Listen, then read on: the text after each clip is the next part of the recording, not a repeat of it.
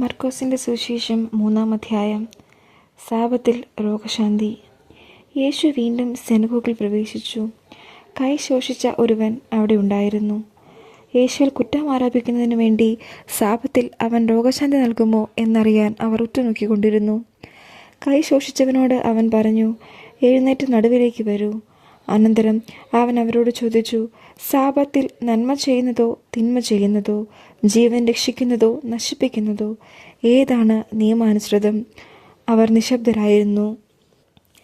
അവരുടെ ഹൃദയകാഠിന്യത്തിൽ ദുഃഖിച്ച് അവരെ ക്രോധത്തോടെ നോക്കിക്കൊണ്ട് യേശു അവനോട് പറഞ്ഞു, കൈ നീട്ടുക.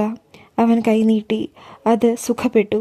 ഫരിസേയരുടനെ പുറത്തേക്കിറങ്ങി യേശുവിനെ നശിപ്പിക്കുവാൻ വേണ്ടി ഹെരോദസ് പക്ഷക്കാരുമായി ആലോചന നടത്തി. കടൽ തീരത്തെ അത്ഭുതങ്ങൾ. യേശു ശിഷ്യന്മാരുടെ കൂടെ കടൽ തീരത്തേക്ക് പോയി. ഗലീലയിൽ നിന്ന് ഒരു വലിയ ജനക്കൂട്ടം അവനെ അനുഗമിച്ചു. യൂദ, ജെറുസലേം, ഇദൂമയ എന്നിവിടങ്ങളിൽ നിന്നും, ജോർദാന്റെ മറുകരയിൽ നിന്നും, ടൈർ, സീദോൻ എന്നിവയുടെ പരിസരങ്ങളിൽ നിന്നും ധാരാളം ആളുകൾ അവൻ്റെ പ്രവൃത്തികളെക്കുറിച്ച് കേട്ട് അവൻ്റെ അടുത്തെത്തി. ആൾത്തിരക്കിൽപ്പെട്ട് ഞെരുങ്ങാതെ ഇരിക്കുന്നതിന് അവൻ ശിഷ്യന്മാരോട് ഒരു വള്ളം ഒരുക്കി നിർത്തുവാൻ ആവശ്യപ്പെട്ടു. എന്തെന്നാൽ അവൻ പലർക്കും രോഗശാന്തി നൽകിയതുമൂലം രോഗമുണ്ടായിരുന്നവരെല്ലാം അവനെ സ്പർശിക്കാൻ തിക്കിത്തിരക്കിക്കൊണ്ടിരുന്നു. അശുദ്ധാത്മാക്കൾ അവനെ കണ്ടപ്പോൾ അവൻ്റെ മുൻപിൽ വീണ്, നീ ദൈവപുത്രനാണ് എന്ന് വിളിച്ചു പറഞ്ഞു. തന്നെ വെളിപ്പെടുത്തരുതെന്ന് അവൻ അവയ്ക്ക് കർശനമായ താക്കീത് നൽകി.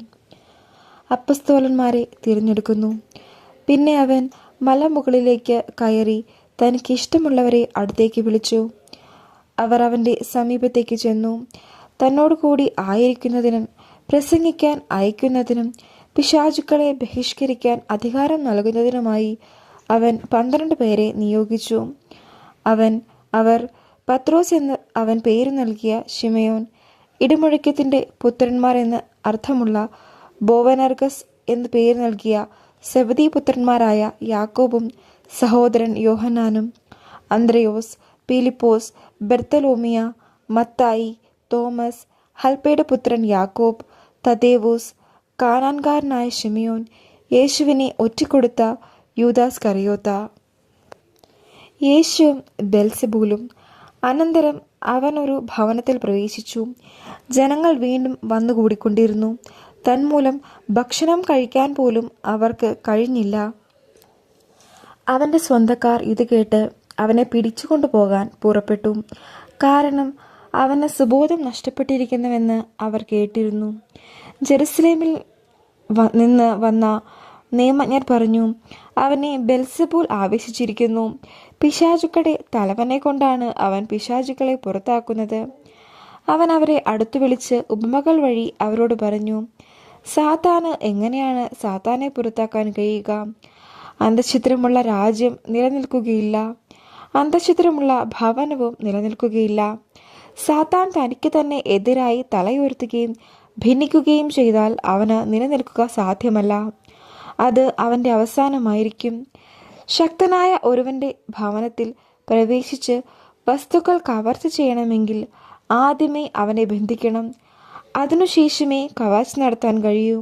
സത്യമായി ഞാൻ നിങ്ങളോട് പറയുന്നു, മനുഷ്യ മക്കളുടെ എല്ലാ പാപങ്ങളും അവർ പറയുന്ന എല്ലാ ദൂഷണങ്ങളും ക്ഷമിക്കപ്പെടും.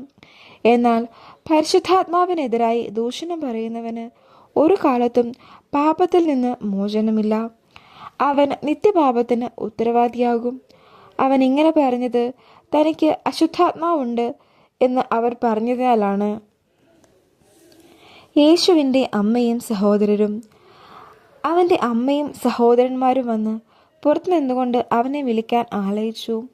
ജനക്കൂട്ടം അവന് ചുറ്റും ഇരിക്കുകയായിരുന്നു. അവർ പറഞ്ഞു, നിന്റെ അമ്മയും സഹോദരന്മാരും സഹോദരിമാരും നിന്നെ കാണാൻ പുറത്തു നിൽക്കുന്നു. അവൻ ചോദിച്ചു, ആരാണ് എൻ്റെ അമ്മയും സഹോദരങ്ങളും? ചുറ്റുമിരിക്കുന്നവരെ നോക്കിക്കൊണ്ട് അവൻ പറഞ്ഞു, ഇതാ എൻ്റെ അമ്മയും എൻ്റെ സഹോദരങ്ങളും. ദൈവത്തിൻ്റെ ഹിതം നിറവേറ്റുന്നവനാരോ അവനാണ് എൻ്റെ അമ്മയും സഹോദരനും സഹോദരിയും അമ്മയും. ആമേൻ.